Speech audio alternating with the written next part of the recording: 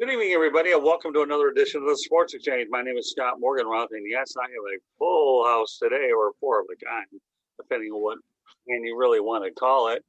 I'm joined by Steve Balestrieri. Good evening, Steve. Good evening. Thanks for having me. My pleasure. Mel Farr Jr. Go on, gentlemen. And Rick Curti. Hey, guys. How are you? All right, you guys ready to talk some Super Bowl and trades? Yeah, let's do it. Absolutely. So, obviously, we'll lead off with the Matthew Stafford trade. Did the Rams get fleeced in this deal? And how do you think Jared Goff will perform in Detroit? I know it's a three-level question, but you know what, Steve? We'll start off with you because you wrote a great article for Patriots, your Patriots column. Is that correct? Yes, because I know there was a lot of rumors going around in the Boston press that the Patriots were going to make a big move for Matthew Stafford, and it turned out that he said he would be traded to anywhere but New England. So I think that the both teams came out with exactly what they wanted.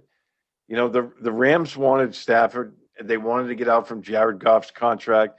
A lot of people thought they got fleeced. I didn't think so. I mean, they paid a lot for it, but they paid for that to get out from under that contract of Jared Goff. I thought they gave him that huge contract way too early for my liking. But, at the time they thought they had the guy. So, they made that deal. And for Detroit, they wanted to make a clean sweep. Stafford made it clear he wanted to move on. So they found him a home. They got some really good draft capital out of it. 3 picks out of it, and they got a quarterback in return. Whether or not he's going to be that guy remains to be seen. I still think they'll draft a guy. Yeah. Go ahead, Mel. What's your take on that trade? I was never – I'm happy for Matt to have an opportunity to go somewhere other than Detroit to kind of maybe see where he can go as a professional ball player. But I've never was really high on him coming out of college. Even if you look back in the 3 years that he played at Georgia, I mean, they never won an SEC championship there. And I never really – I'm not saying that he's not the winner. I just didn't think that he was the guy to get you over the hump. And I think that was proven in Detroit, where as great of arm talent that he is, he still wasn't enough to get Detroit over the hump. I mean, Stafford played 12 years in Detroit, and believe it or not, we both went to the same amount of playoff games, and I played 1 year and he played 12 years. We both went to 3 playoff games. And that says a lot about, him, maybe the organization. I don't know, but I think it's good for both players, I think, to have an opportunity to have a fresh start, because obviously Jared Goff was no longer wanted in L.A. I'm not certain that he's going to be the answer in Detroit. I don't know what they brought over the San Diego or the Chargers coach to be the offensive coordinator. So we have to kind of see what his philosophy is going to be. Hopefully they're going to want to run the football, and with him being Anthony Lynn, I think being a former running back, hopefully they're going to want to run the football a little bit more. And I think you're going to have to, because you put that kind of pressure on him to drop back and throw 30, 35, 40 times a game. It's going to be very difficult for the Lions to win that way. So I think they're going to have to rely on running the football. They're going to have to rebuild that franchise, because they haven't committed themselves to the run. And with the quarterback with the coach that they hired, kind of a hard-nosed kind of a guy, played along the offensive line, being a tight end. You would think that, he's going to bring that type of physicality to Detroit. Detroit's a blue-collar town. That's the type of football that they should be playing. And I think that's the type of football that they can get their fans excited about if they play that type of football. So, I think it's great for both players. They both have an opportunity to have a fresh start. Matthew Stafford, to see where he can go with his career, with a different head coach, different organization, weapons, lots of money, not afraid to pay, not afraid to spend money, not afraid to give away draft capital, whatever it is they have to do. Got a great defense over there. They think that he's a missing piece. We'll find out. The one thing I will say about the Lions, when we say fleece is the right adjective, the Lions got a good haul for Matthew Stafford. Everybody talks about Barry Sanders leaving, didn't get anything. Calvin Johnson left, didn't get anything. At least for all these clowns in the Lions fan page, they don't even get it anyways. How many fan pages do? Folks, okay, you're getting 4 players, 3, a third, 2 first rounds, and you're also getting Jared Goff. And, Brad Holmes obviously knew a lot about him. It's not like he didn't know who he was bringing over.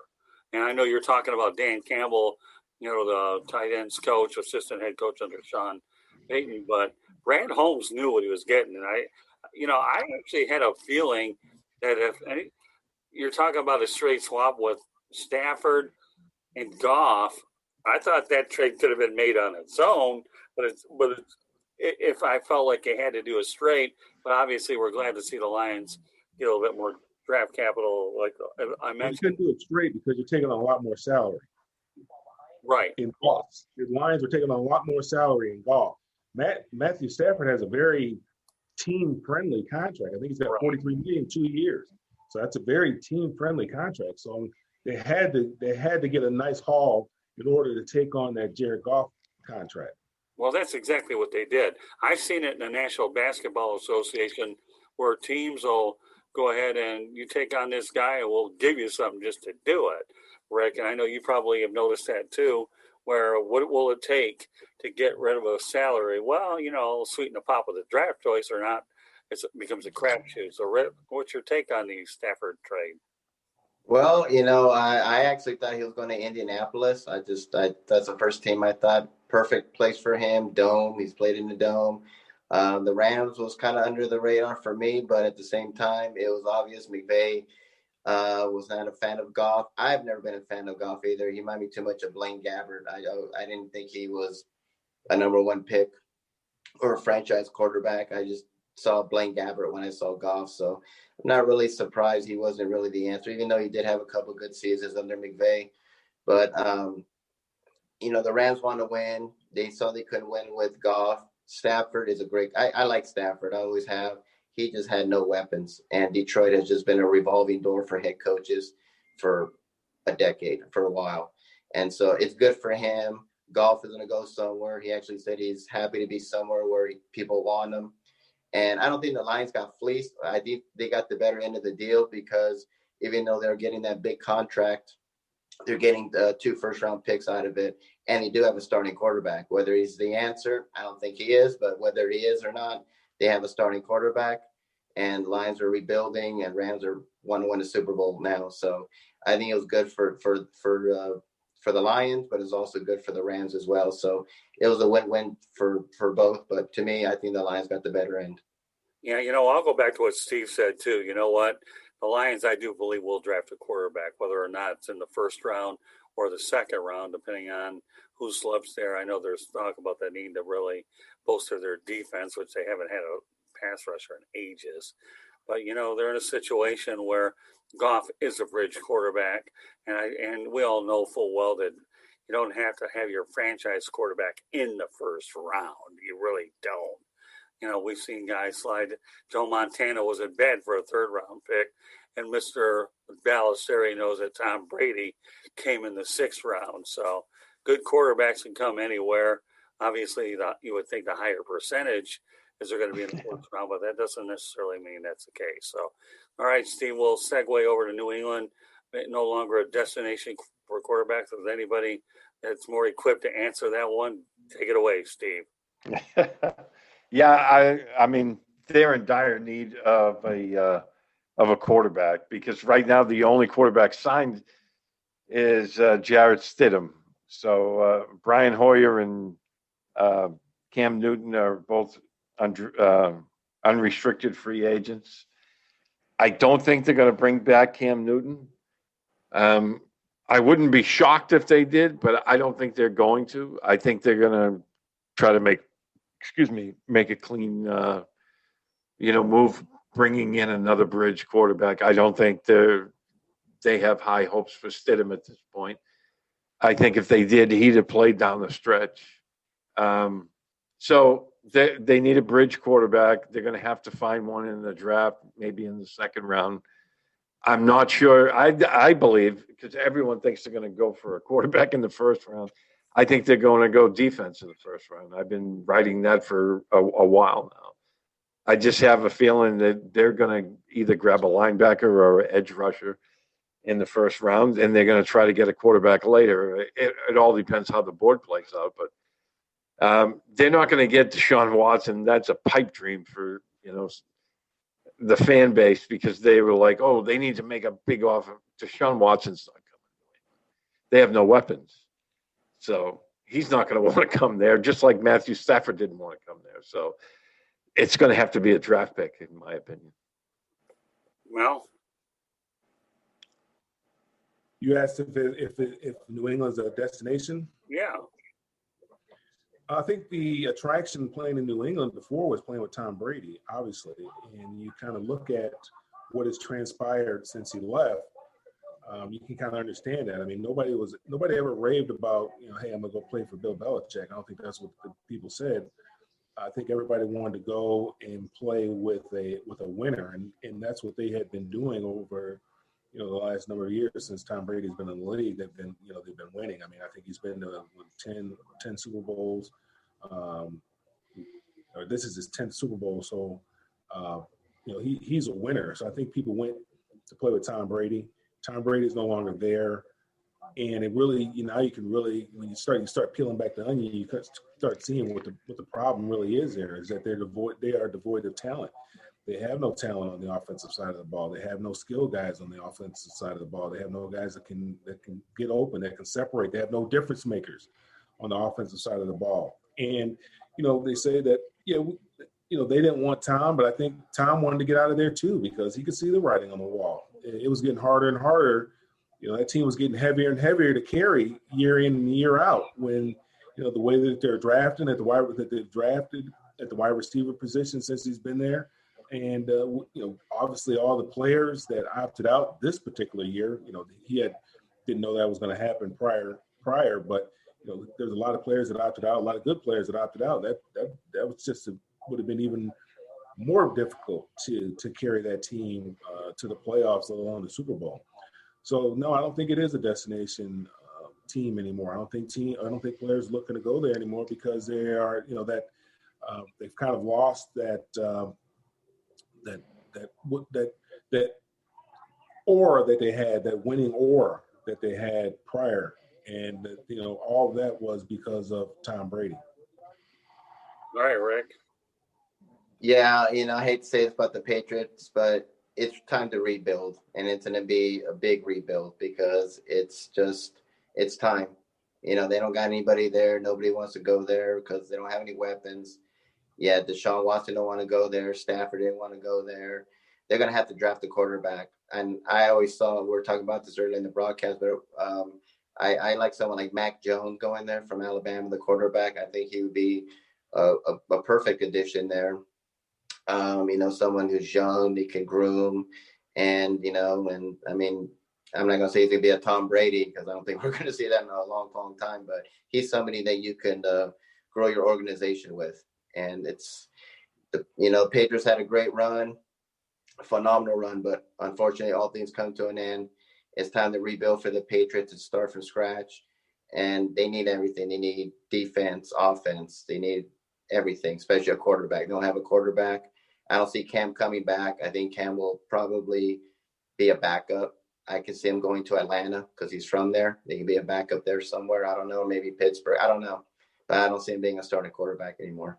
Yeah, when you take away your wide receivers and then the running backs are no longer there, then it looks like Tom Brady pulled a Bill Belichick and Belichick. He got rid of Belichick before he can get rid of him, is what he did. And Bill Belichick is not used to having that, right, Steve, where somebody decides to get rid of him before. Well, I think the Patriots made a mistake. They saw how they struggled down the stretch, and especially in 2019. The offense really struggled.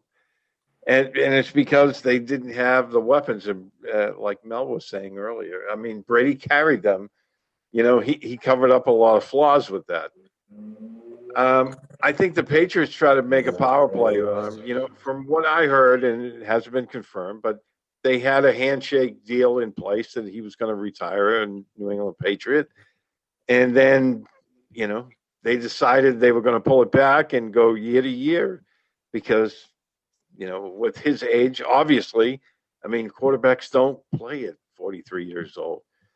So I think they gambled and they lost. And now not only do they need a quarterback, they need at least two good wide receivers and a tight end because they don't have any of those. So I thought it was a bad move on their part. They try to make a power play, and they didn't have a backup plan in place. Yeah, see, I've been involved with a lot of the Super Bowl media availability, Steve, all week. And I think it's been interesting to see how Brady believes he can play past 45, and Bruce Arians is like, have you go ahead and do it, more power to you. It's almost like Bruce Arians is in awe of his quarterback is what he really is. And, let's face the reality, once Bruce Arians kept his mouth shut and took away the biscuit phrase, whatever it is, and let Tom gave him the keys to the vehicle, it's safe to say what he did. Now, if I reference everything back to the Buffalo Bills, that wasn't a destination thing either. Everybody wondered about Josh Allen, how good he would be coming out of the University of Wyoming. And all of a sudden, he goes to Buffalo where everybody was going to red flag him, and he's made a name for himself in Western New York. So I have a feeling what's going to end up happening here is the Patriots are going to have to develop their own. I really don't think that they're going to go ahead and, to me, it's going to be hard to attract anybody. I love what you said earlier, though, about Ryan Fitzpatrick. I think he would be ideally suited for New England. And more importantly, the guy's a Harvard guy, so he knows that he lays the ball pretty well. Well, he played up there in college, obviously. He played in Buffalo. He played in New York. So the cold weather wouldn't bother him. And he knows Belichick likes established veterans. So they're not going to, regardless of where they draft a quarterback, even if it's a first-round kid, Belichick isn't going to push him out there as long as Fitzpatrick is playing well. Right. And I always liked Fitzpatrick. He's kind of one of those guys that you just watch every year. He's not great, but he gives you everything he's got. And, he's not afraid to make a mistake. We've seen that with him. And it sometimes can come back and bite him. But I thought he had a really good season in Miami this year. Well, no question. So, and he's that type of guy. He's a bridge guy. He's not the answer. But, you can bring him in for a year, maybe even two, if you draft a quarterback and allow this kid to, develop and get a feel for what you want him to do with the offense. And about that time, Fitzpatrick will be ready to retire, and then you can hand the keys to him. But you're not going to get a top-tier quarterback up there right now until they spend some of that $60 million and start getting some wide receivers there.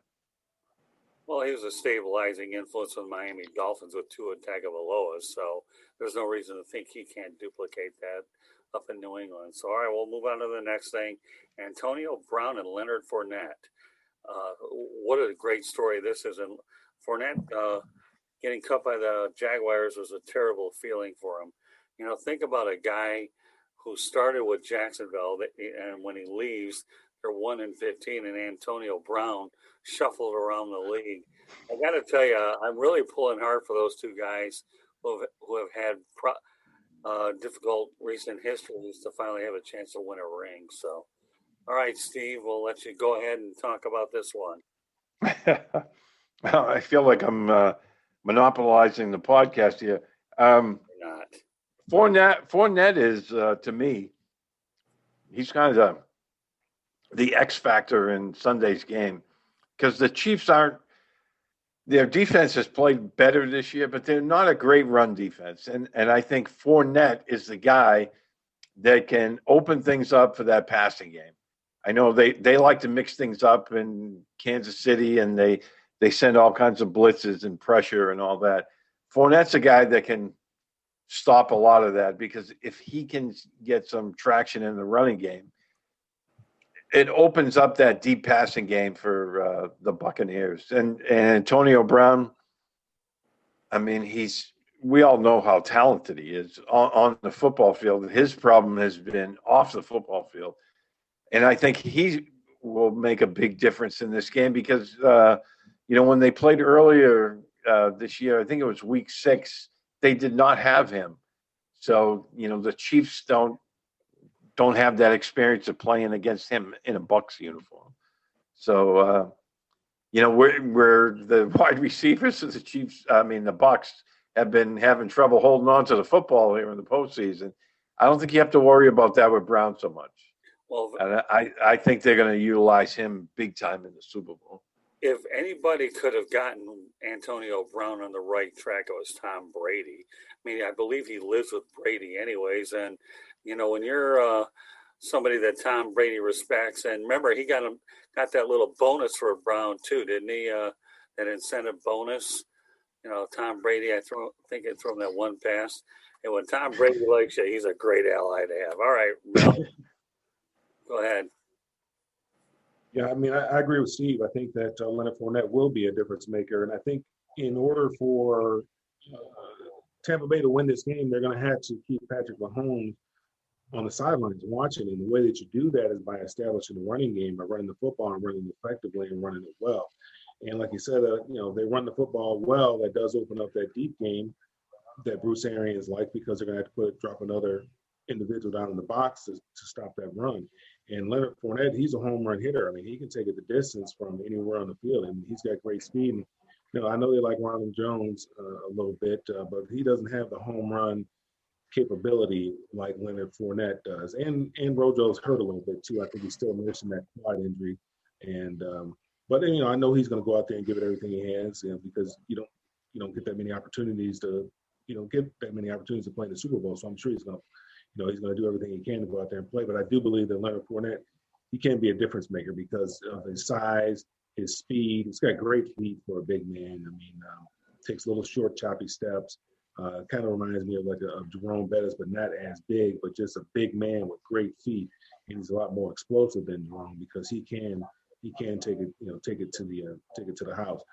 And as far as Antonio Brown, I mean, he created his own problem. I mean, he's been his own worst enemy for the last couple of years now, just by his behavior.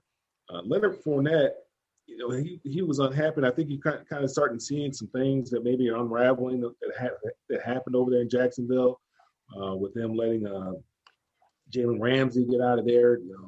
And then obviously them just saying, well, to heck with Leonard Fournette. I mean, I think they took him 4th overall and they got rid of him. You can't tell me that the running back that they kept was better than Leonard Fournette, a better talent than Leonard Fournette. I mean, it's your job to coach him up, or your job to try to corral him in and get him to be the type of player that you need him to be and the type of person that you need to be. You just can't give up on a talent like Leonard Fournette. I mean, he's still on his first contract, if I'm not mistaken. So, I mean, he's still relatively cheap, and he still has a lot of life left in those legs. So, Leonard, I think there's a lot of things, with Tom Coughlin, there was a lot of, coach and Doug Marrone. A lot of players were unhappy there. They had another player there, I think, that was unhappy. They wanted to get out of there. The defensive lineman, I believe it was. So there's a lot of things going on there in Jacksonville. And he's in a place where he's happy now. They're winning. He's not the main guy like he was in Jacksonville, but he's a major contributor, and he can be a huge factor in this game coming up because they're going to need him. They're going to need him to run the football. They're going to need him to get about. I would say he's going to have to carry at least get over 100 yards, 120 yards himself to give Tampa Bay a chance to win because we know the kind of weapons that Kansas City has. I mean, they got a track team there.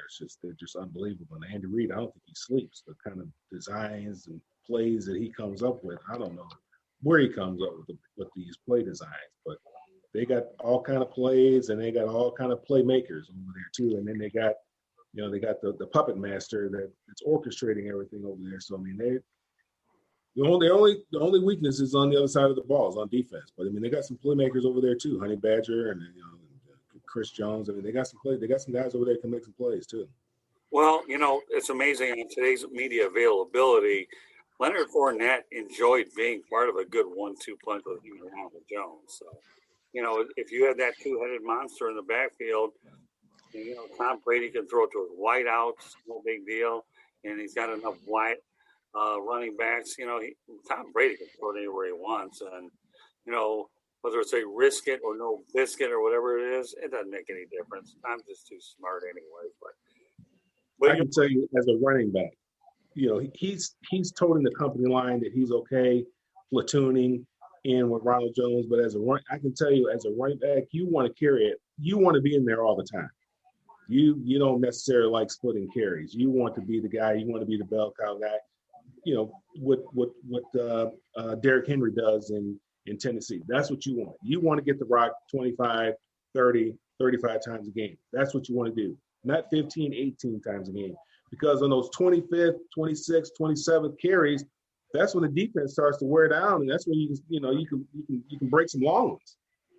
Yeah, well, amazingly enough, in 2017, when Jacksonville made their run to the AFC Championship game, the Jaguars ended up beating the Steelers twice, and Leonard Fournette was a huge factor in both of those wins too. So, Rick, what do you want to add to this? Well, it's going to be an interesting Super Bowl. It'll be the first time that a team in the Super Bowl will be hosting it. So it's a Tampa Bay home game. And who would have thought that Antonio Brown and Le'Veon Bell, both the screw-ups of Pittsburgh, would be in the Super Bowl? I didn't see that happening. And you got to give credit to Bruce Arians and Tom Brady, because I just thought Antonio Brown, this guy's nuts. I don't know if it's CTE he has or whatever's going on with him, but he's really got his act together, and he's really been him and Gronkowski. They've been great, together, and they got some good parts there. And Leonard Fournette, I just think it was time for him. He was just unhappy there. He was getting into some trouble as well over in Jacksonville.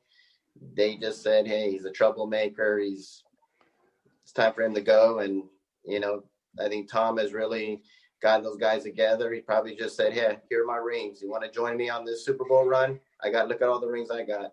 And I think once you're a champion, once you have that pedigree of Tom Brady, people are going to listen. And I think that's what the key factor is, that Tom Brady's there. He's got his Super Bowl rings. And, hey, I'm 43. I could probably play till I'm 50. I mean, the man looks phenomenal. So Tom Brady's definitely the factor in this one. And I like Tampa Bay in this game. Well, we'll get to predictions later, but great segue though, Rick, because I happen to be on media availability calls with Leonard Fournette and Le'Veon Bell, and these guys here are totally different men. I mean, Le'Veon Bell doesn't care how many carries he gets, whether it's 1 or 55 carries. He just wants to win football games. And considering the fact that he started the year out with the New York Jets, he talked about how happy he was just to land with Kansas City, and how he's been treated so well from the coaching staff, his teammates. So he doesn't care. He just wants to win. And I can tell you what, winning does an awful lot for my soul, right? See, I love the way you're nodding, Steve. Get involved. Go ahead. You're not, and by the way, you're not monopolizing anything. So all I have is 3 darn great experts here on this show. So, well, winning covers up a lot. I mean, being fortunate enough to cover the Patriots the past several years, I mean, they were winning all the time. And, wide receivers all want the ball. Running backs, like Mel was saying, they want the ball. They want to carry it. The Patriots for years have been using a platoon system. They have 3 or 4 guys. And when you're winning, everybody's happy, because it's like, yeah, I might only get 8, 10 carries, but, we're all doing well and we're winning football games. And when you're going deep in the playoffs every year, guys buy into that. But, that covers up a lot when you're winning. And that's what I believe Le'Veon Bell. I mean, he hasn't been able to get over that hump. I know with the Steelers, they were favored there a couple of years to go deep, and they didn't make it. Then he ended up with the Jets, and, they were 0-11 at one point this year. So, that it gets frustrating. So when they talk about winning covers a lot of warts, it's really true. Well, Rick, you referenced home field advantage, and we'll get to predictions a little bit later. I think Okay. if there's any home field advantage Tampa does have, it's the fact that they haven't had to travel. They're in their neck of the woods. They're in COVID-19, and they're in their own beds. So I think if home field comes into play, it's because they're in a normal working environment where Kansas City has to fly in from Kansas City to Tampa. Other than that, you have like 25,000 people will be there. The rest will be cutouts of everybody else. It's not like you're gonna have 70,000. I've never seen a cutout scream anyway, so it just looks good with the old eye. So Mel, I don't know. What's your take on all of this? And what was that? Well, we're talking about home field advantage for Tampa Bay. Well, I mean, yeah, there's an advantage there. Obviously, I mean, they are playing in their own stadium. And it's something unique, something that we've never seen before. So, I'm sure they want to take advantage of that. But I think that's where it ends. And at the end of the day, you got to go out there and you got to play football. The unfortunate thing is there's not going to be as many fans out there as a normal Super Bowl that could potentially help swing the energy level one way or another. But the fans that are going to be allowed in the stadium are more than likely going to be pro Tampa Bay, because I know that the commissioner is giving some special invites to first responders down there in the Florida area. So I'm sure there's going to be a lot of pro Tampa Bay fans there. But at the end of the day, you got to play the game. You got to go out there and execute. It's about blocking. It's about tackling and executing and taking advantage of situations and being good in situational football. And that's what they're going to have to do. At the end of the day, yeah, it's going to be nice because they don't have to travel. They can sleep in their own beds. There's familiarity with the locker room and all that other kind of stuff. But at the end of the day, they've got to go out there and they've got to play the game. So, Steve, do you see a home field advantage here at all? I see a slight one, and for the same reasons Mel just said. I mean, you're at home, you're playing in your own stadium. You know the feel of it. There's that comfort level there, and the fact that you don't have to travel. I know that I was surprised Andy Reid, because of the COVID, is not the usual Super Bowl, week, hoop-de-doo that we see every year. So they're treating this like a normal Sunday game where they're traveling to Tampa on Saturday. So, I don't think it's going to be a big home field advantage. I think it'd be a slight one, but just from the fact that, they're at home and, they're playing in their own stadium. I think that, that helps a little bit. Well, you have the locker rooms being the same. Their training facilities right down the street. So if anything comes into play. All right, well, segue over to Andy Reid, Steve, since you brought him up, who rarely loses after a bye week. Yeah, Andy Reid, he looks like Chumley, but he's the mad professor. So he'll have some wrinkles for the Buccaneers defense. And,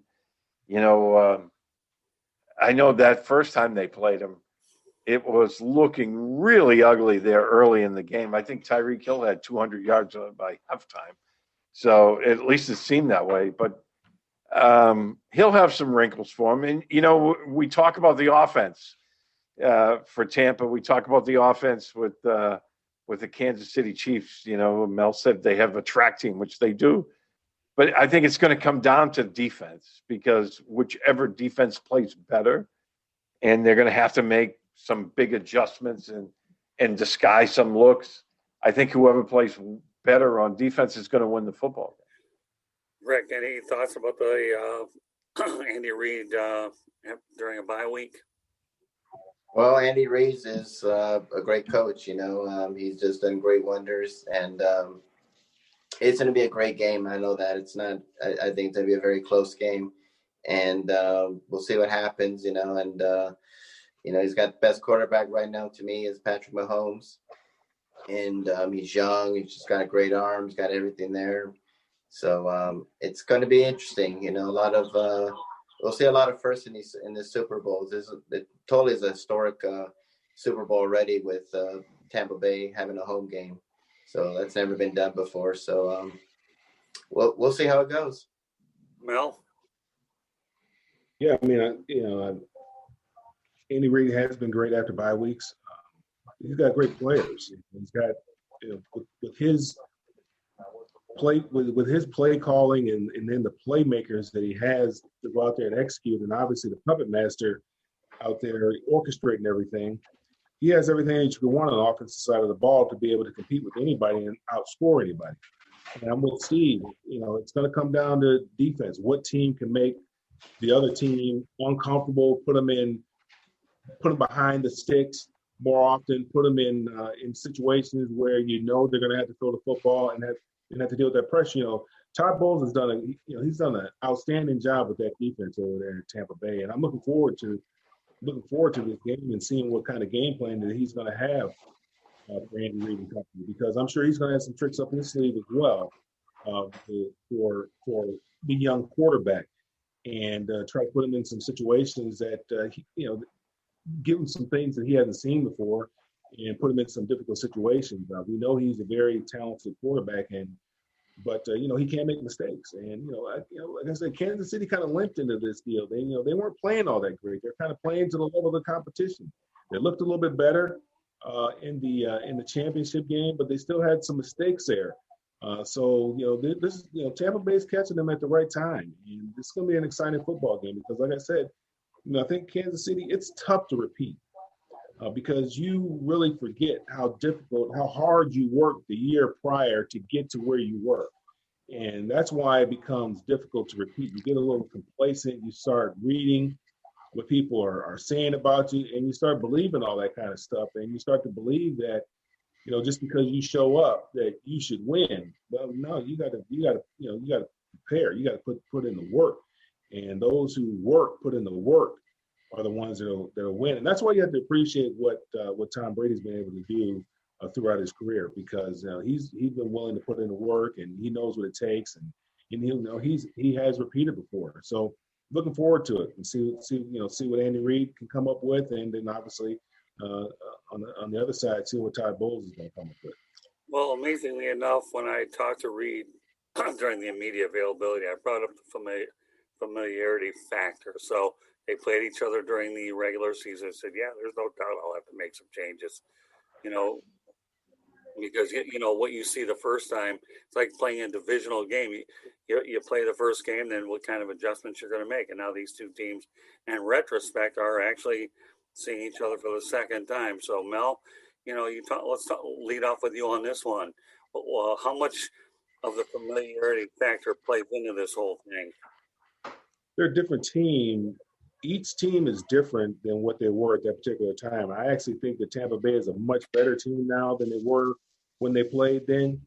I can go back to, 89 when we were in the playoffs and we, playing San Francisco. We played San Francisco twice that year already.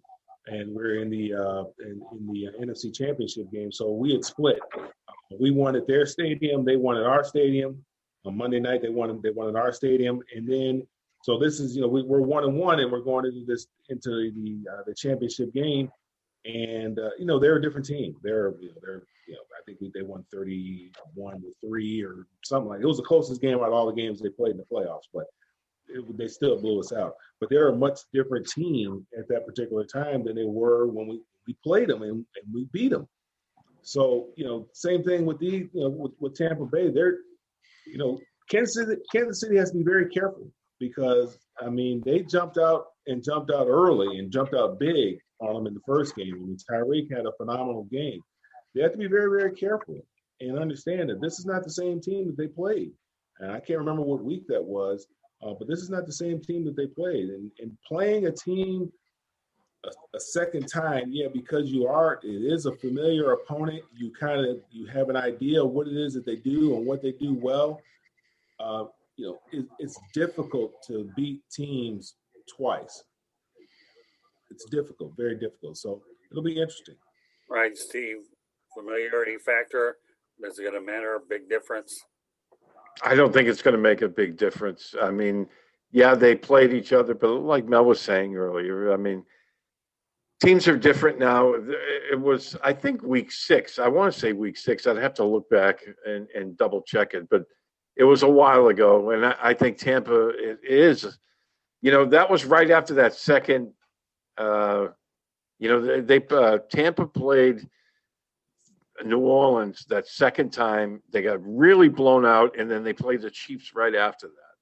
Right. I want to say, and since then they've been a much, much better football team. But defensively, they're going to have to take some chances. I think in this game, they have to chip Kelsey. I mean, you saw it in the championship game. You let Kelsey have a free release, you're just setting yourself up for failure. So they have to put a linebacker on him. But that's one of the strengths of, I think, Tampa's defense. They have some very athletic linebackers. And they're going to have to utilize those guys. They're going to have to bring pressure on Mahomes. And I wouldn't be surprised to see some cover 3 zone out there, to try to take away some of that deep stuff that the Chiefs like. But, again, it all comes down to execution. I don't think familiarity will be a big factor in this because, as I had mentioned earlier, Antonio Brown didn't play in that game. So, both of the teams are looking at them different. We'll have to see how it all plays out. But, yeah, I mean, it's all about making changes, too, because what you see in the first quarter, teams are going to adjust, and, you have to make those adjustments, and you have to make them on the fly. So we'll see what happens. What do you think, Rick? Familiarity factor a big difference or not?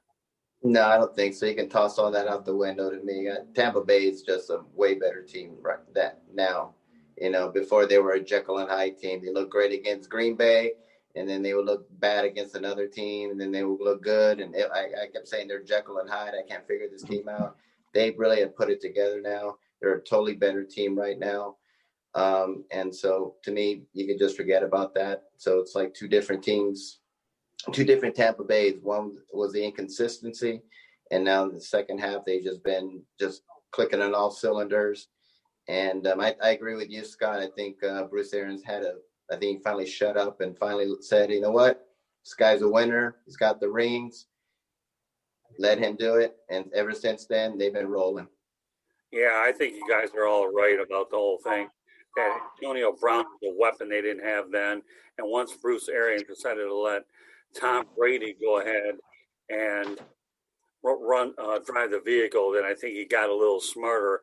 We know that Bruce Arians won 2 rings as an assistant, but not as a head man. And once you leave it to the general, Tom Brady, the Michigan Wolverine, man, okay, had to get the reference in. I'm only wearing the tire. A man from Michigan driving the vehicle. I think it's safe to say that, bear in mind, Brady didn't have an off season to work with either, so he had to learn his personnel on the fly. But it's safe to say he did. But when you add an Antonio Brown and then you see Leonard Fournette finally get into a rhythm, I guess that's where you can throw the other stuff out the window. I mean, Leonard Fournette's a money player. I saw him a few years in Jacksonville, and I still think to this day it was a mistake letting him go. Although I do believe a lot of that was on Tom Coughlin. But I agree. Familiarity factor when you're dealing with a different team probably is not applicable. So, all right, let's go ahead on to Ndamukong Suh. He actually has a chance to get a ring. Didn't win one with Jared Goff, but now the big man there who's singing the praises of Detroit has a chance to get it this time. So, Steve, I'll direct to you. What are your thoughts about Ndamukong Suh finally having a chance to get a ring? Yeah, it's strange. I mean, I don't think he's the player he was at one time, but he's still effective out there. And, I was surprised to see him singing the praises of Detroit to Jared Goff. I thought that was pretty cool. I think, at this stage of his career, I mean, he's closer to the end, obviously, than the beginning. I think he's going to be one of those guys that you could see have a big game because he's going to be hungry. This is his shot, Hopefully he doesn't let it get the better of him and, revert to some of the play he had at times with the Lions and go over, over the line there a little bit, but yeah, it's going to be interesting for a guy like him who's been in the league a long time. You know, he's made a lot of money. Now he has a shot for a ring. I think his motivation is going to be through the roof. Well, for whatever it's worth, the question that everybody's talking about with Stafford came from yours truly. I've only been able to get 2 questions in because I have 9 zillion people competing for the airtime. But I'm thankful for every opportunity I get during these media availabilities because you can't see how many people are on the call to begin with. It's all you and the player. But I talked to him initially about the Stafford and Goff trade, and you know what? He gave a very thorough opinion, and the people back home in Metro Detroit picked up on it. Not singing my praises, but I knew that if I got a shot to talk to Ndam again, you know, nobody knows the Rams situation better than he does because he played with Goff, and then he started with Matthew Stafford. So, but yeah, I really do hope that Ndamukong Suh does get a ring, you know, because he's been around the league a long time. He's really a good citizen. I mean, except he doesn't do any off the field stuff bad. What he does on the field is another story. Don't worry about the takedowns with Aaron Rodgers and all the illegal fines that he had to go ahead and go to the principal's office to deal with. And Ndamukong Suh is just a heck of a player. And I think when people measure about taking a defensive player in the first round, many of them are going to think about Ndamukong Suh, and that's all on their wish list. So, Mel, what are your takes on Ndamukong? Well, I mean, he shouldn't have had anything negative to say about Detroit. I mean, they paid him a lot of money, so I would imagine that he would always speak very highly of Detroit. I think they franchised him twice, and just got to the point where he was just too expensive, where they couldn't keep him anymore. Is in the reason why he ended up getting out of there. But I'm happy for him too. I wasn't necessarily pulling for him, even though Rams is my team. Team I played for, I wasn't necessarily pulling for the Rams to win when they played in the Super Bowl that particular year. But this year, I hope he does well. I think he's going to give it everything he has. He's a tremendous talent. He's a great pass rusher. He's a great run stuffer. And I'm pretty sure that he is definitely going to show up on film because, again, he doesn't know how many more times that he's going to get to the dance. And so he's here now. He got there a couple of years ago. He got a taste of it. Now he's here again, and I'm sure he's going to want to go out, be on the right side of things this particular time. So I'm looking for him to play extremely well. So, Rick, I'm going to ask you the question, okay? Do you predict a body slam of Ndamukong Suh with Patrick Mahomes? No, I don't. I think those times are gone for him. I mean, he was, we're talking about players like Antonio Brown, Le'Veon Bell, and Suh that had some issues. I'll put it that way. Suh's issues were always on the field. I don't know what it was, but he was a dirty player. I mean, there's just no thing about it. I think a lot of maturity has come his way. I think he's grown a lot. And I think now that he's just extremely motivated to win a Super Bowl. He knows this is his best opportunity to win one with Tom Brady, and with them being in Tampa, it's a home game for him. So I think he's very, very motivated, but I think a lot of it just has to do with he grew up. He grew up and he just put that nonsense aside. He don't need to be doing that. He went number 2 in the draft. He was phenomenal when he was with Nebraska. So, I mean, and now he's almost at the end of his career, and it's all about winning that ring right now. All right. Well, you know what? It's too bad a lot of this stuff is virtual, but I can tell you right now, Bruce Arians likes to give straightforward answers, and he's ideal for the media. I think that this is what this game needs. I mean, Andy Reid, from what I've noticed in these sessions, have been pretty even keel, low key, and all that. Says what he has to do, and I've really gained a lot of respect for what I've heard from Andy Reid and his philosophies. But let's not kid yourself. If there's a guy that loves to talk, Bruce Arians is definitely in the right situation. So, Steve, I'm going to defer this one to you, okay? We're talking about Bruce Arians. Wouldn't he be a dream guy for you to talk to? I don't know. The guy I really admired and I got to talk to once was Sean Payton. So Bruce Arians wouldn't have been on the top of my list, but he is one of those guys. I mean, he shoots from the hip. He doesn't hold anything back. If you ask him his take on something, you're going to get it. So, he's kind of like the anti-Bill Belichick who, treats everything like a Langley, press briefing that you get in the CIA headquarters. So, I think covering Bruce Arians would be fun compared to what we've seen in the past. But yeah, he wasn't on the top of my list, though. Honestly, he wasn't. Yeah, but he may not be at the top of your list, but I'm sure that being a writer like I have been, you can get an awful lot out of this guy. I don't know. Oh yeah, it would definitely be. It wouldn't be boring with him around. Well, I think Tom Brady's really relishing the fact that he's got a coach with at least personality. Well, Bill had a personality. He just didn't show it. So, he doesn't show it with the media. All right, Mel, what's your take on Bruce Arians? Yeah, I'm sure that would be a fun interview. I know my brother, he fell in love with him with the show that they had. It was on Amazon Prime, I think it was Amazon that had that little show, and his interactions with the Jameis. My brother loved it. He would listen to it, watch the show while he was exercising.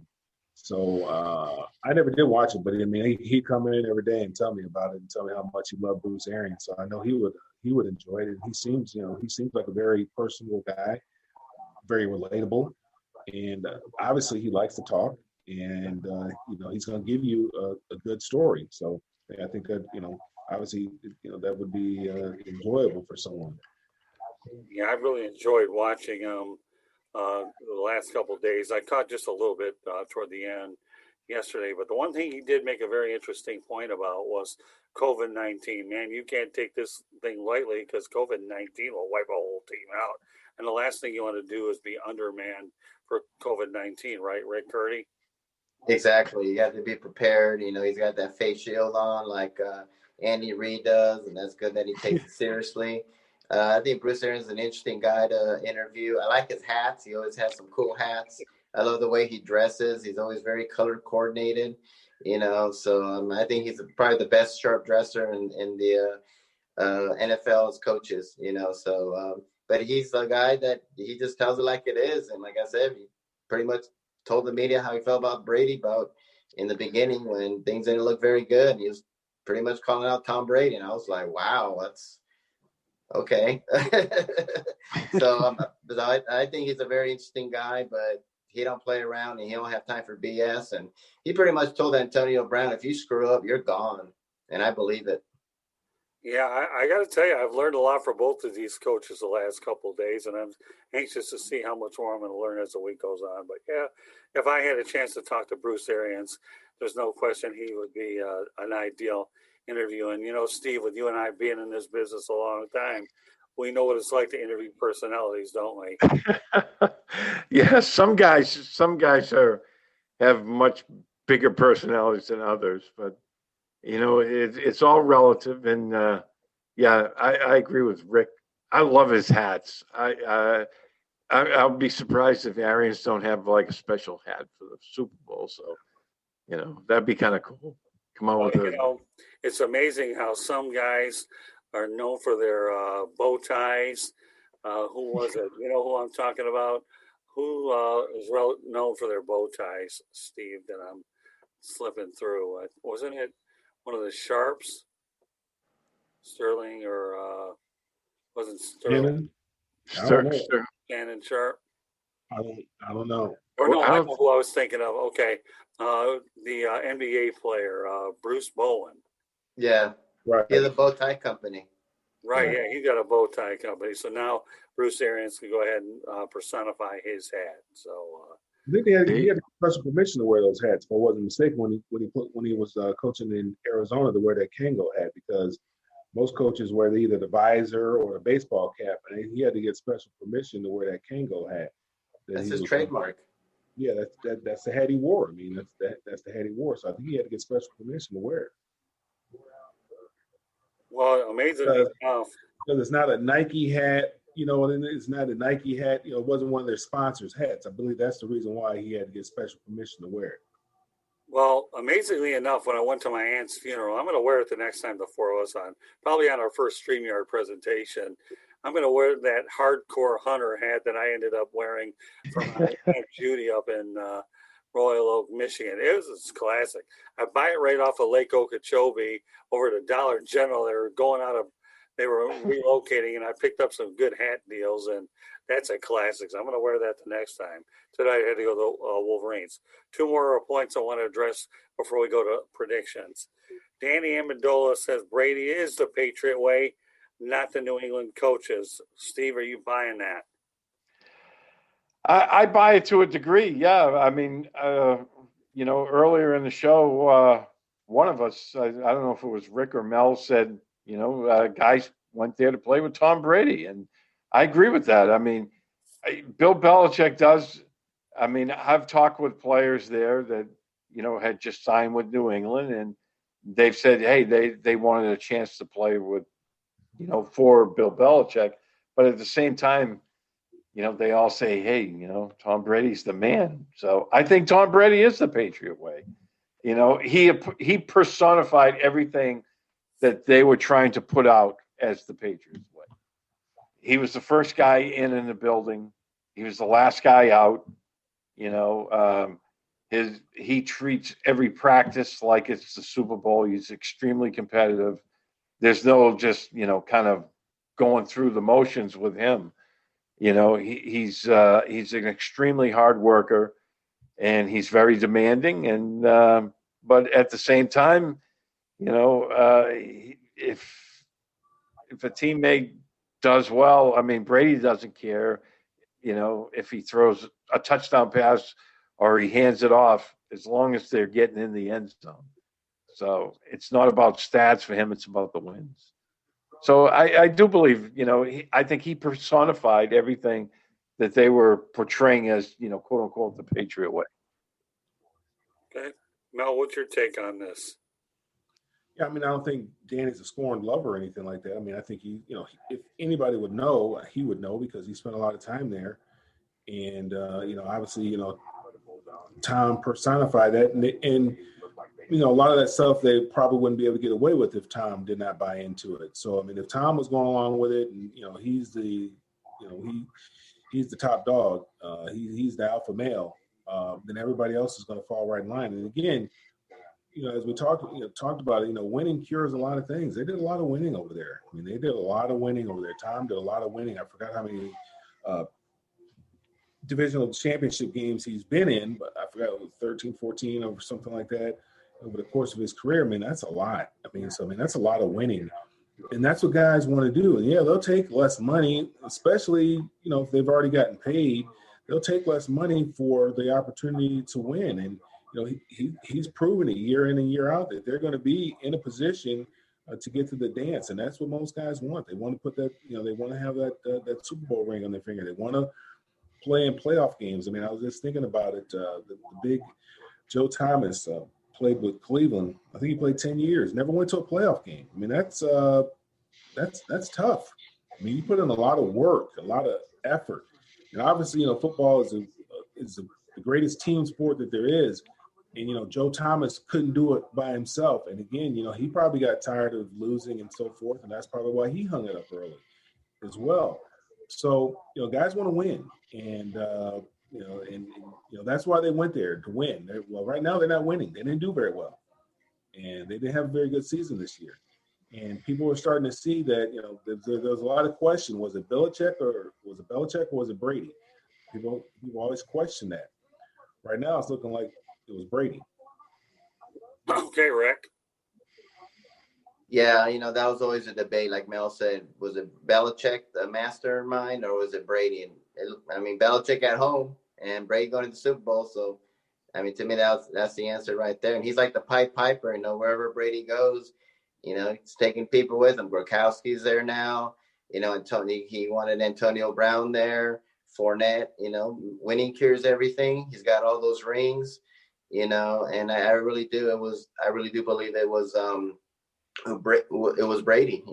People want to play for him. You're winning all the time. It's like Joe Montana. You're winning all the time. You're successful, high-profile guy. I'm going to play with this guy, and I want to see what he does. And he leads by example. First one in there, last one to leave. He's successful. I mean, he's got a great life. He's got a beautiful wife. He's got everything. He's got money. Of course, who doesn't want to be like that? Who doesn't want to be successful like that? So you're going to follow him and see what he does. And like I said, winning is contagious. If everybody's winning, everybody happy. And he won a lot. And then he went somewhere else, and he went in there too. And so Tom Brady's the man. Yeah, Tom Brady, Steve, has definitely taken a lot of guys to the Super Bowl for the first time on his own. Sure, hasn't he? Yeah, well, I mean, this is his 10th trip, so you figure with each team that he played on, there had to be guys going for the first time. So, yeah. I mean, it's amazing what he's done. And, getting to cover him up there was really a treat because, like I said, he treated everything like it was all serious business once he got on the field. And nobody worked harder. And, when you're a young player and you go there and you're watching a guy with all these Super Bowl rings put forth that effort, you're not going to be the kid that, half steps through practice. So and it's contagious. You saw it on the defensive side because then when Gerard Mayo was still playing, Mayo and Brady had a great relationship. They would, talk trash to each other during practice all day long. And, it would get really competitive out there when they go through team drills. And, if the defense stopped them, Mayo would lead the charge and they'd, do the dance. And, Brady would, when they'd get a touchdown, would spike the ball. And, it didn't look like practice out there. So, when you're a young player, you're going into that type of environment and you're seeing these guys who have been there and have won championships and they're taking that, to the next level in practice. It's contagious. And, that when they talk about the Patriot way and all that, and Tom Brady brought a lot of those guys along for the ride.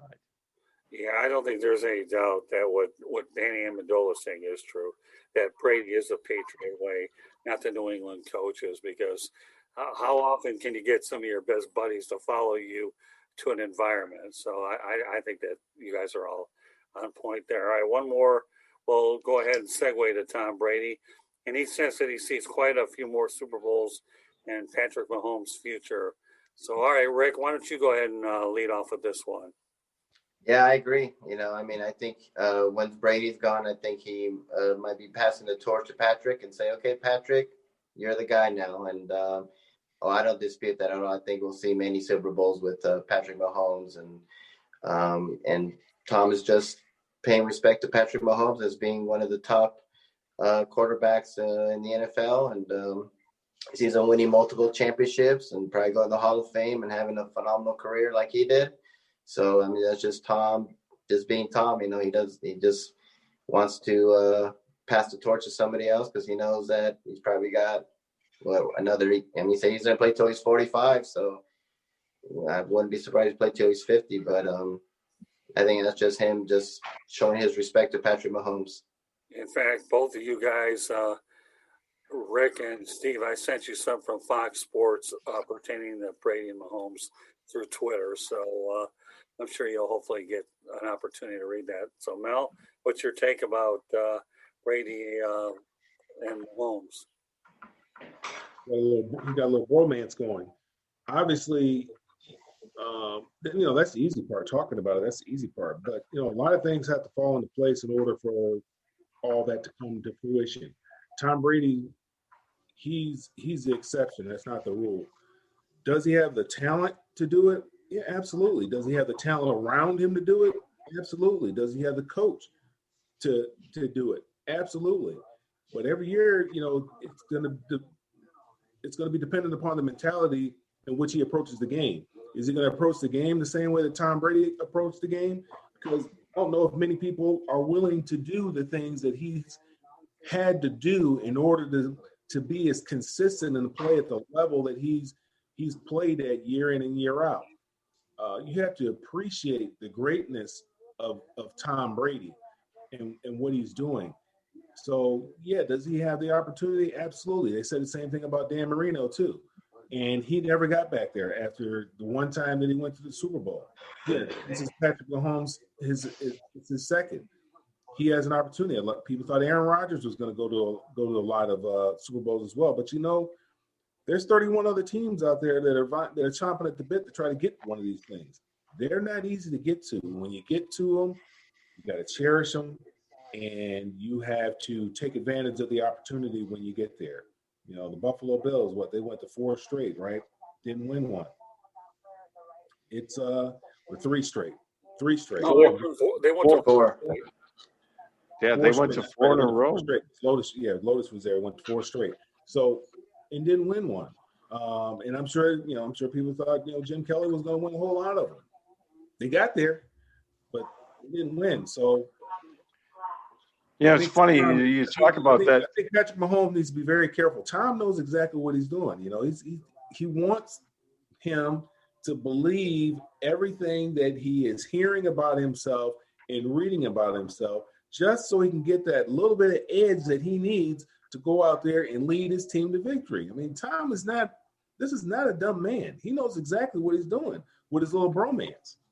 Well, he's from Michigan. He's not supposed to be stupid. But go ahead, Steve. When you talk about the Bills going to 4 in a row, I often wonder, that very first one was the wide right with the kick at the end against the Giants. Sometimes I wonder if that kick goes through, does things change for Buffalo? I know they got blown out in a couple of those Super Bowls. Right. But you often wonder what would have changed if maybe they won that very first one. Yeah. They may not have gone back.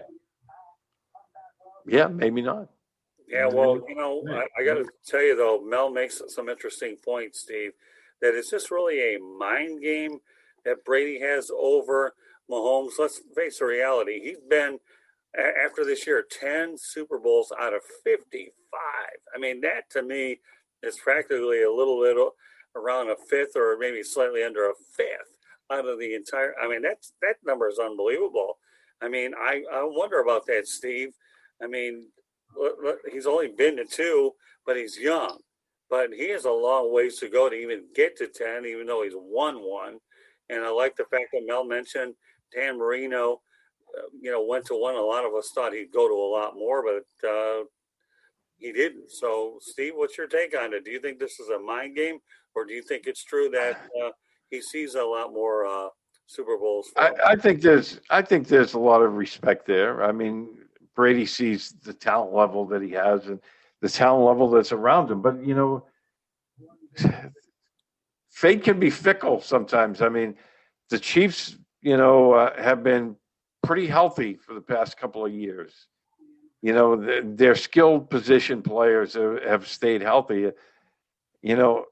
Weird things can happen in the season. I mean, a couple of these guys go down and then your offense starts looking a little different.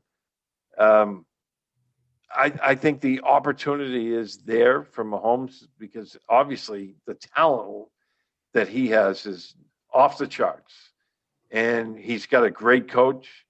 And right now he's surrounded by track stars, as Mel said earlier in the show. I mean, this is a team that's built to be there around for quite a while. And we'll have to see, with free agency and, injuries play a big part in the NFL. So we'll see. But I don't think he was blowing smoke up his skirt. I think he was calling it like he sees it. He has the opportunity. But, yeah, I mean, the Patriots were famous. And Brady knows. You don't give him any bulletin board material. Every week Belichick might be playing 0-11 Jets, and he's going to talk about them like they're getting ready to go play in the Super Bowl. And that was one of those Belichick things that rubbed off on Brady. But at the same time, I don't think he was saying anything that he didn't believe to be true either. Yeah, I think it's a first-class psych job, if you ask me. And I'm not so sure. I don't know if it's a psych job. I mean, he's not going to give the Chiefs any bulletin board material. I don't know, site job or no site job, you're right. He isn't going to give them any bulletin board material like a lot of these guys do because they have a bigger platform, more people to hear about it, and they're all looking. But in the end, how does it turn out? But yeah, you know what? When I look at Mahomes and Brady, again, you're talking about an incredibly young guy, but I've always thought, Steve and Mel and Rick, that it's not the best team that wins the Super Bowl. I think it's the healthiest one and who's playing at the right time. It really is. Injuries do play a part in this game more than anything else. They really, really do. So, I mean, we've seen the Giants win it 1 or 2 times with a 9-7 record, including a Patriots loss where they were undefeated but couldn't get that last win. So, when you get to the big game, you better be healthy and you better be playing at your best, and regardless of what the records are. So, all right, well, we only have one last line of business before we talk about how we can get a hold of each other, and that thing called prediction. So, all right, Rick, I'm going to let you lead off with this one. Well, I was always saying that, Tampa Bay, this is the first time that team in the Super Bowl is hosting it. And there's a lot of familiarity there. I mean, they can go home and relax, and it's in their area, and Kansas City had to fly in. I think it will play a factor because it's never been done before.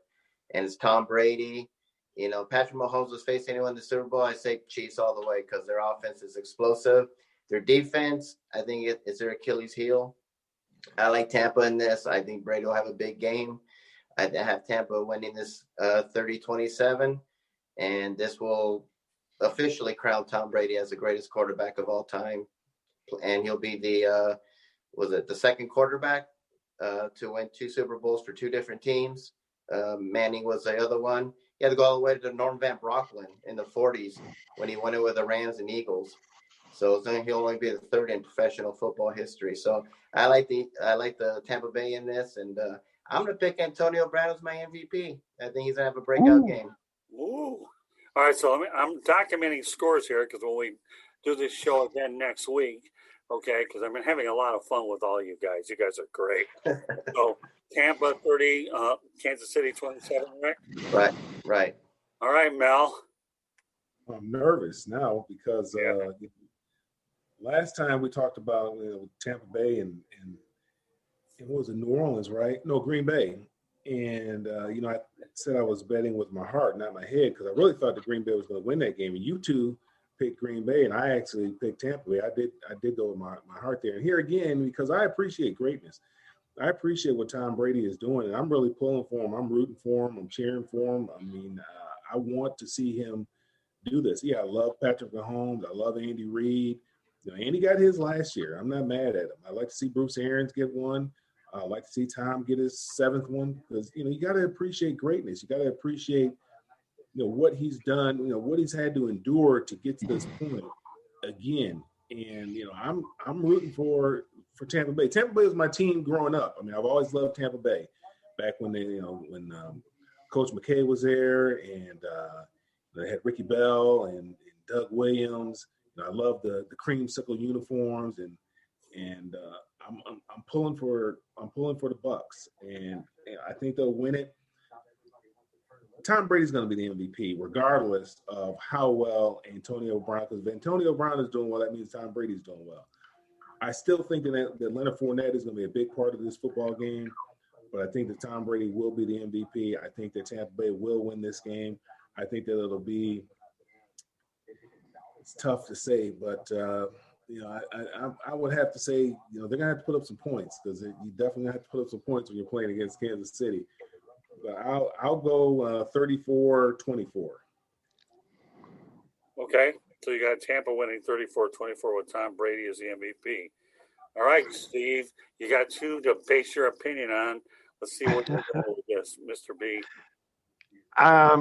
Yeah, I'm going. Team with the ball last wins the football game. So I see the 4th quarter of the score changing back and forth. Tampa scores last second field goal, 31-30. For who? Tampa Bay.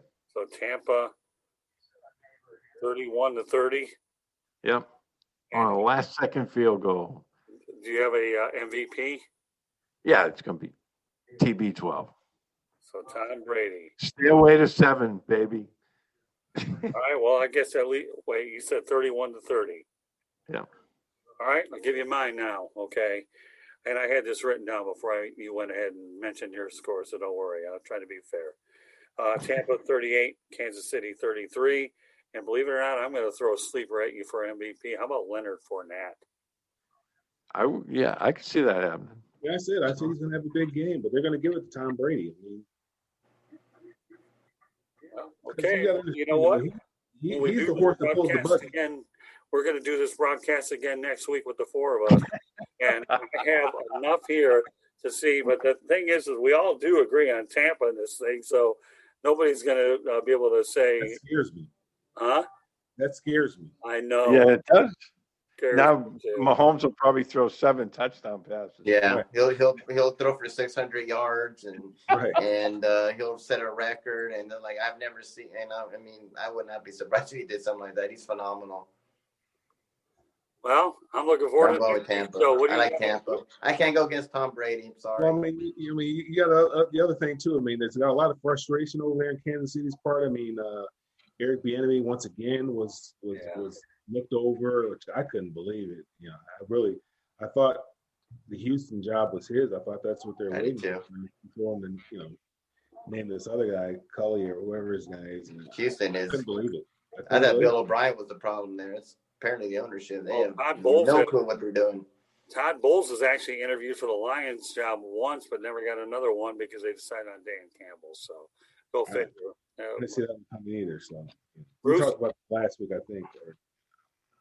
Well, Bruce Arians mentioned today actually that he wishes that the hiring cycle was actually after the Super Bowl's over with. But they need to do something about it. They need to do something about that. Definitely.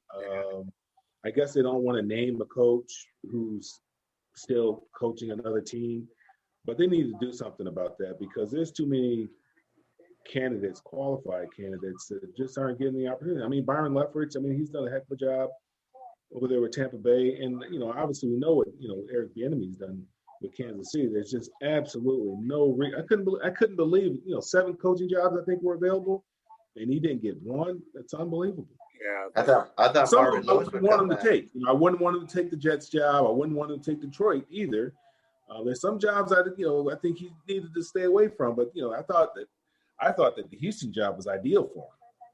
Yeah. Well, we'll see how that plays out. But all right. Anyways, now that I have predictions for each of my co-hosts here tonight, Rick Curti, why don't you let people know how they get a hold of you? You can contact me on my website at www.charlottebats.com. Our email address is cltbatsbaseball@gmail.com. I'm also on Facebook at Charlotte MLB and also on Charlotte Bats Baseball. I'm on Instagram at Charlotte Bats. I'm also on Twitter at Charlotte Bats Baseball. And you can find me on LinkedIn under Rick Curti, Curti. And you can contact me on any of those social media websites.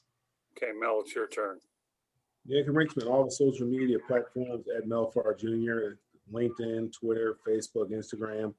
Our website is melfar.org. You can follow what we have going on in Detroit and Atlanta for young folks. And then my email address is melfarjr@gmail.com. You can catch me there as well.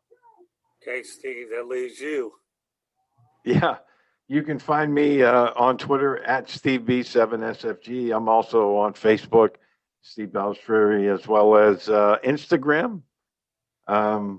I also write for a military theme website, sofrep.com. I do podcasts for them. So if you go on my Twitter account, you might see some military stuff in there as well. So don't be alarmed. It's still me. Well, not only that, though, Steve appears on our show No Limits as well. We'll get that going again, a non-sports related broadcast for sure. As far as we're concerned, you can follow us on Twitter at Tribune South. That's at Tribune South. Facebook and Instagram, South Florida Tribune. We have a YouTube channel. I wish everybody would go out there and subscribe to that. Okay, so please subscribe to the South Florida Tribune YouTube channel. Our website is www.southfloridatribune.com. We have all of our media distribution partners on there. We have columnists and all the broadcasts are there as well. you can email us at 7 South Florida Tribune at gmail.com, or you can connect with me on LinkedIn, Scott Morganroth. I'll be more than happy to accept any connection as well. You can get the audio version of this broadcast on Apple Podcasts, Spreaker, Spotify, iHeartRadio, Google, or wherever you get your podcasts. So once again, our broadcasts are always on the website, and I'm looking forward to doing a lot of things with three tremendous co-hosts that I deem as regulars on this platform as well. So whether we want to call it a podcast, broadcast, it's all in the interpretation of the cast. Either way, this is a cast that you're being dealt with tonight. And, I do want to dedicate this show to my Aunt Judy Stroll, who passed away because of COVID-19. It was an unexpected situation. I lost my mom over Thanksgiving weekend, and then I had to fly back last week to Detroit. So, Aunt Judy, I love you very much. Feel bad that you went down the COVID route. But Rick Curti is going to end this broadcast with his COVID message. Yeah, folks, like Scott said, COVID doesn't care, doesn't discriminate. It doesn't care who you are. My brother actually had COVID. He recovered. And when I was talking to him, he actually told me he lost ability to smell and taste. And so not only do you recover from it, but a lot of times there's those side effects, and it's a horrible, horrible thing we're going through. We haven't seen anything like this since 1918 Spanish flu. Wear your mask, social distance. Please just stay safe. I see things getting better, but, it's going to take a while for everyone to get their vaccine. We all have to wait our turns. But in the meantime, just wear a mask. Just use common sense, social distance, and just please be safe, because this is not a joking matter. I know a lot of people who have lost many family members from this, and I've had my mom's relative in New Mexico. She died of COVID as well, and she deteriorated quickly. And that's the bad thing about this thing. It's just horrible, horrible disease out there, horrible epidemic. And just please be safe, use common sense, and make sure you're safe and everyone around you is safe.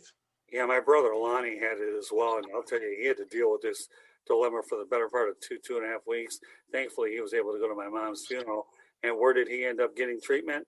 At the University of Michigan Hospital. So what a Michigan Wolverines thing. For whatever the reason is, I know Steve right now is kind of chuckling at that one, but how many Michigan references back can you get in one broadcast? Well, one saved my brother's life, and the other one produced Tom Brady, and this is what we have for this edition of the Sports Exchange. So on behalf of Steve Balestrieri, Mel Farr Jr., and Rick Curti, you are listening and watching to the Sports Exchange. We look forward to catching you on our next broadcast. So meanwhile, once again, on behalf of my all-star team here, Steve, Mel, and Rick, this is Scott Morganroth of Motor City Madmouth. Thank you for joining us on this edition of the Sports Exchange. Enjoy your Super Bowl weekend, and we look forward to being back next week so we can find out what our report card is. Either we're all going to win or we're all going to lose. So there'll be a little bit of an intrigue here. Good night, everybody, and have a great weekend.